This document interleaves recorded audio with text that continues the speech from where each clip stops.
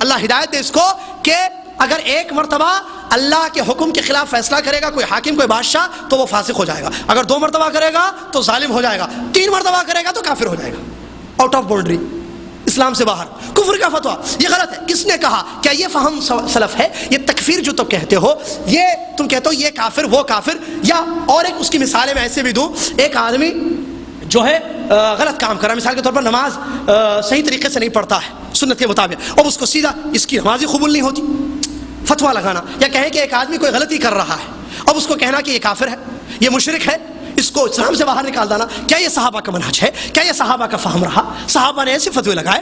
صحابہ نے ایسے بیان کیا؟ نہیں۔ اس لیے ہر چیز میں ضرورت ہے فہم سلف کی، ہر چیز میں منہج صحابہ دیکھنا ہے، چیک کرنا ہے کہ صحابہ نے کیسے سمجھا قرآن و حدیث کو، کیا ہم اس طریقے سے سمجھ رہے ہیں؟ اگر نہیں سمجھیں گے تو گمراہ ہوں گے۔ آج کتنے بڑے بڑے پرابلمس، کتنی بڑی بڑی پریشانیاں ایک ایک موضوع کو لے کر دیے۔ جہاد کا مسئلہ دیکھیے، جہاد کے بارے میں کیسے کیسے عقیدے، پکڑو مارو، قرآن میں اللہ نے کہا پکڑو چھپ کے رہو، پکڑو مارو، ہندو کو پکڑنا مارنا کاٹنا، جہاں ملے کاٹنا، اچھا رہو کیسا بھی رہو، پکڑنا کاٹنا، یہی جہاد ہے۔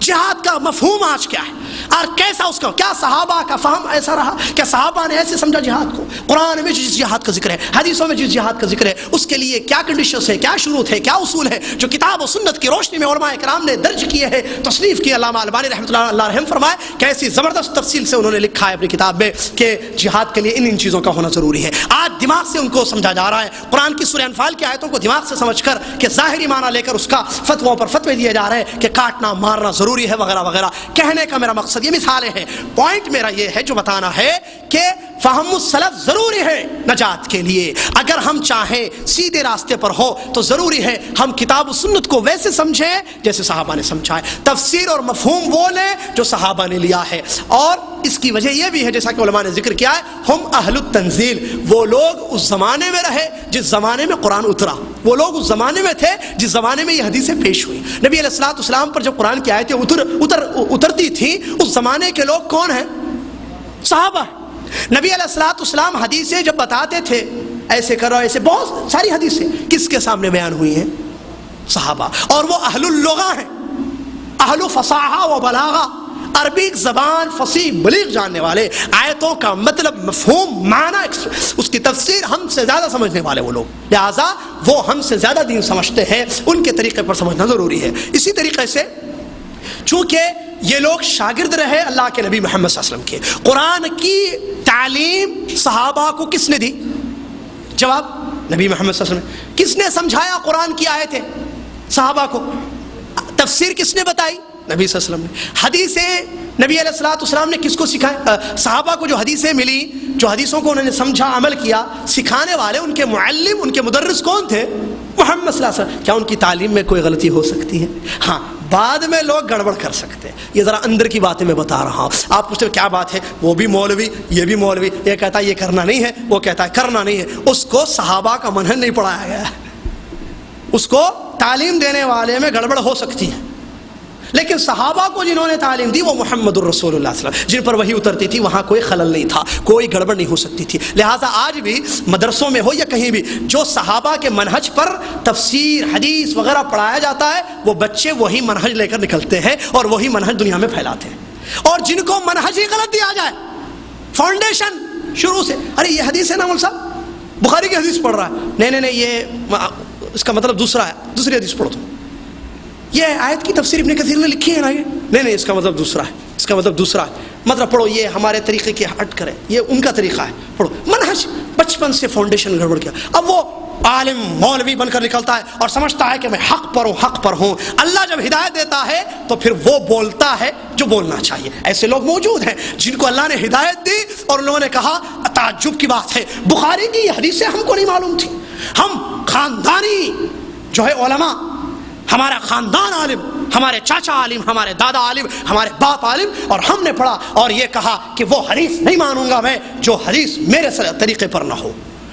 جوش میں آ کر اتنے جملے کہہ دیے، اور جب اللہ نے ہدایت دی تو غور کیا، تعجب کیا، منہج سب سمجھ میں آ گیا، صحابہ کا منہج اپنا لیا، کہا کہ تعجب ہوتا ہے اس زندگی پر ہماری، جب ہم کو یہ منہج کلیئر نہیں تھا، ہم پڑھ چکے ہیں، درس دے چکے ہیں، لیکن یہ حدیث ایسے لگتا ہے یہ حدیث ہم نے پڑھی ہی نہیں ہے، ہمارے سامنے سے گویا کہ نہیں، بلوغ المرام کی حدیث ہے، بلوغ المرام کی صاحب محدث، بلوغ المرام کی حدیث ہے، چچا کے پاس جاتے، وہاں جاتے، کیا ہے یہ حدیث ہے؟ کہا نہیں، یہ حدیث ہمارے طریقے کے خلاف ہے، نعوذ باللہ من ذالک۔ منہج پڑھایا جائے، منہج دماغوں میں ٹھوسا جائے، بتایا جائے صحابہ کے طریقے سے کتاب و سنت کو سمجھنا ہے، فہم دیا جائے تو بچہ نکلے گا، دنیا کو صحیح فہم دے گا، دنیا کو صحیح منہج دے گا۔ آج چونکہ فاؤنڈیشن میں خرابی ہے، ان کو وہی منہج دیا جاتا ہے جو ان کو دیا گیا، غلط منہج، صحابہ کے خلاف کسی اور طریقے کا منہج، کسی اور طریقے کا فہم، لہٰذا وہ خود بھٹک گئے اور دوسروں کو بھی بھٹکا رہے ہیں اور ضلالت پھیلتی جا رہی ہے۔ لہٰذا وہ موجودہ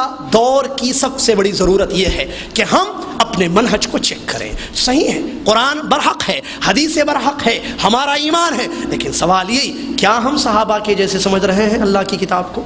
کیا ہم صحابہ کے جیسے قرآن کی حدیثوں کو سمجھ رہے ہیں، نبی علیہ السلام کی حدیث کو سمجھ رہے ہیں؟ اگر سمجھ رہے ہیں تو ہدایت ہے، رضا ہے، اللہ کی رضا ہے اور انشاءاللہ کامیابی ہے۔ اگر منہج ہمارا ویسا نہیں ہے تو ایسی صورت میں پھر گمراہی ہوگی، جیسے قدریہ گمراہ ہوئے، مرجیہ، معتزلہ اور دوسرے اشعری، اشاعرہ یا ماتریدی فرقے سے تعلق رکھنے والے، عقیدے سے تعلق رکھنے والے لوگ گمراہ ہوئے۔ لہٰذا ضروری ہے کہ اس مسئلے کو ہم سمجھیں، اور اس سلسلے میں الحمدللہ کتابیں موجود ہے، یہ کوئی نئی بات نہیں ہے۔ علماء کرام نے ہند و پاک کے ہو یا عربی علماء ہو، کتابوں میں تفصیل کے ساتھ اس بات کو لکھا ہے کہ منہج بہت زیادہ ضروری ہے قرآن و حدیث کے سمجھنے میں۔ میرے خیال سے بات سمجھ میں آ چکی ہے، اور اسی کے ساتھ میں اپنی بات کو روکتا ہوں اور اللہ سے آخر میں یہ دعا کرتا ہوں، اللہ تبارک و تعالیٰ اس اہم موضوع کو سمجھنے کی توفیق عطا فرمائے۔ اللہ تبارک و تعالیٰ ہمیں اس بات کی توفیق دے کہ جیسے تو نے کہا ہے ویسے ہم تیرے صحابہ جن کو تو نے اختیار کیا نبی محمد صلی اللہ علیہ وسلم کی صحبت کے لیے، ان کے طریقے سے ہم دین کو سمجھیں۔ اللہ تبارک و تعالیٰ سے تجھ سے دعا ہے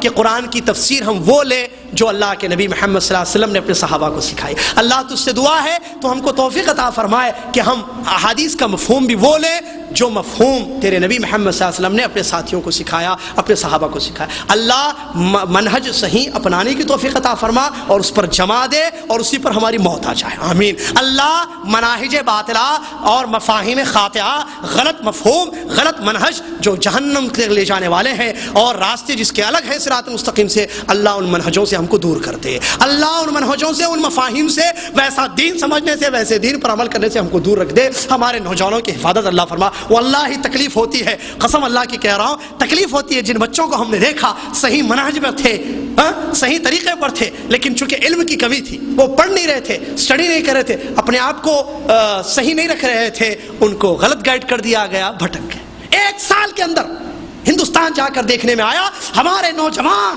بھٹک گئے، چلے گئے غلط راستوں پر۔